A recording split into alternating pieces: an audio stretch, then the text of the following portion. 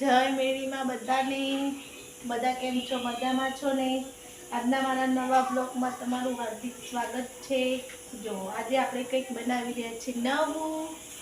આ છે બાજરીનો લોટ। બધાએ ઘઉંના લોટના થેપલા તો ખાધા હશે, પણ બાજરીના લોટના નહીં ખાધા હોય તો આ છે કંઈક નવી યુનિક રેસીપી। જો આપણે આમાં નાખી દઈશું ભરપૂર મેથી। શિયાળામાં મેથી ખૂબ આવે છે, ઠંડીમાં આવું મેથીના થેપલા મળી જાય ગરમ ગરમ તો મજા પડી જાય।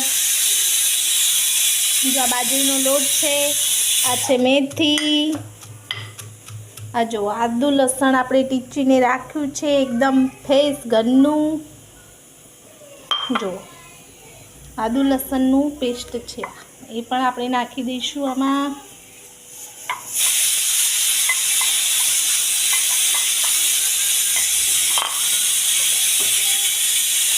હવે આમાં નાખીશું હળદર આપણા સ્વાદ અનુસાર, થોડો નાખીશું ગરમ મસાલો। આમાં આપણે લીલા મરચાં નાખ્યા છે એટલે મરચું થોડું ઓછું નાખીશું। મેં 1.5 ચમચી જેટલું મરચું નાખ્યું છે, તમારે જેટલું તીખું ખાવું હોય તે પ્રમાણે નાખી શકો છો। અને સ્વાદ પ્રમાણે મીઠું।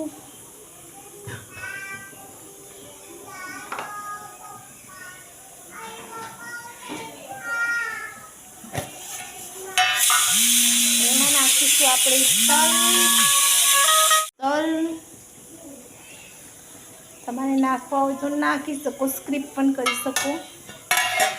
આ મારી સાસુની રેસીપી છે, મારી સાસુ બનાવી છે અને મારા હસબન્ડને બહુ જ ભાવે છે આ થેપલા બાજરીના। જો આપણે એકદમ સરસ મિક્સ કરી દઈશું બધું વસ્તુ જે આપણે નાખ્યું છે, અને પછી સરસ મજાનો આપણે લોટ બાંધી દઈશું, જેવું ઘઉંનો લોટ બાંધીએ છે એવું।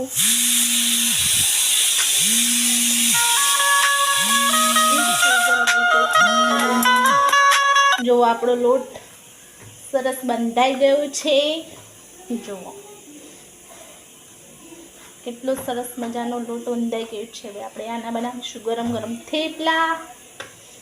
મને બાજરીના રોટલા બનાવતા તો નથી આવડતું, પણ જો હું કંઈક નવી રીતે બનાવીશ, જેને પણ ના આવડતું હોય તે આ રીતે ટ્રાય કરીને તેમના ઘરવાળાઓને ખુશ કરી શકે છે,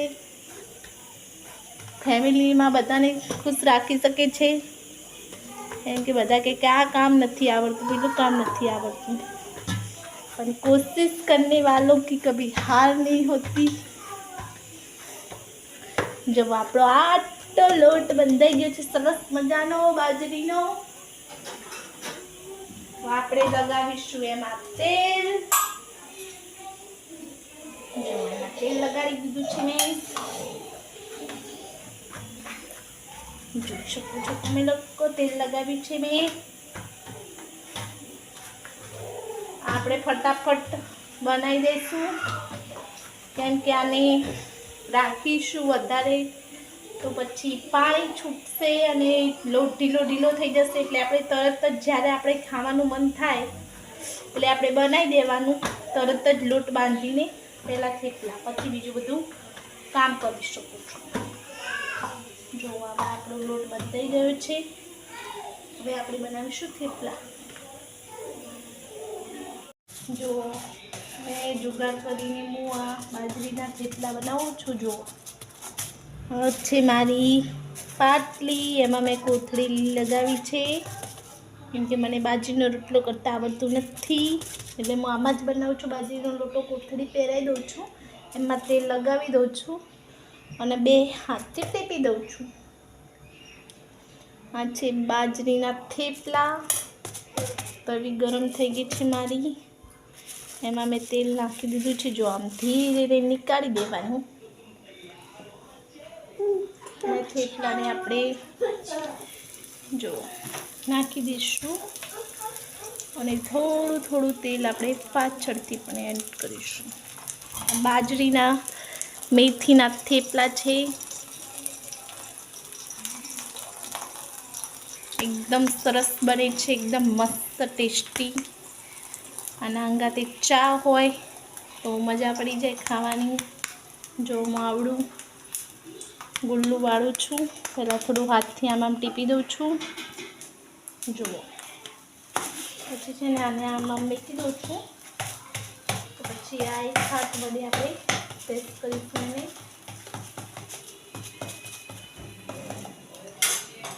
આ જો મારું બાજરીનું થેપલું બની ગયું છે. આવી રીતે તમે પણ શિયાળામાં હેલ્ધી ખાઓ. સરસ મેથીના થેપલા બનાવો બાજરીના. નવી રેસીપી છે મારી.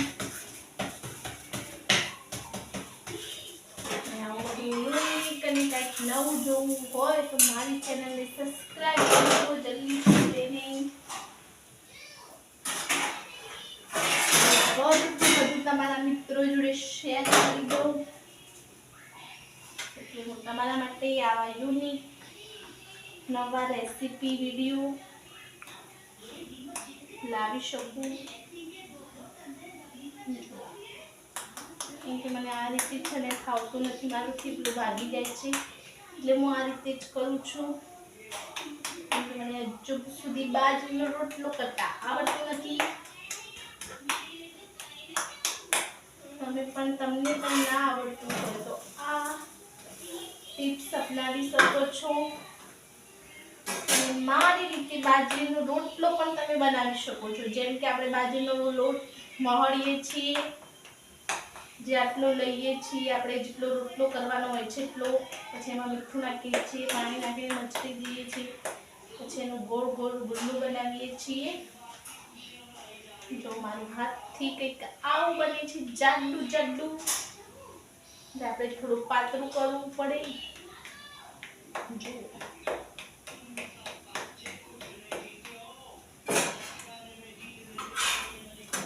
અમે હાથથી બનાવ્યું છે. જો એ કંઈક બન્યું છે આવું. અને આ છે મારું પાટલી પર કરેલું થેપલું. અને આ જો સરસ મજાનું શેકાઈ ગયું છે મારું થેપલું બાજરીનું. સરસ મજાનું મેથીનું થેપલું છે. જો આપણું ચડી ગયું છે થેપલું, આપણે મેળવી લઈશું. એ જ રીતે આપણું બીજું થેપલું લઈશું, થોડું એને ટીપી દઈશું, પાછું આપણે નાખી દઈશું તવીમાં. પછી એમાં આપણે તેલ નાખીશું, તળવા માટે થોડું નીચું કરી દઈશું. તે થોડું નીચે સુધી આપણું તેલ પહોંચી જાય. જો આપણું છે થેપલું.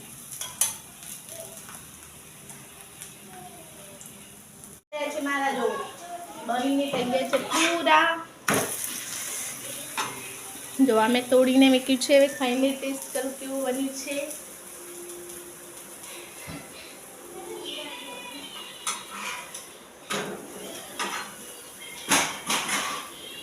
એકદમ મસ્ત બને છે, તીખા પણ નહીં, એકદમ મીડિયમ, એકદમ સરસ બને છે. તમે પણ આવા બાજરીના થેપલા બનાવીને તમારા ઘરે ટ્રાય કરીને ખાઈ અને મને કોમેન્ટ બોક્સમાં જરૂર કહેજો. બાય બાય બધાને, મળીએ અમારા નેક્સ્ટ વિડીયોમાં.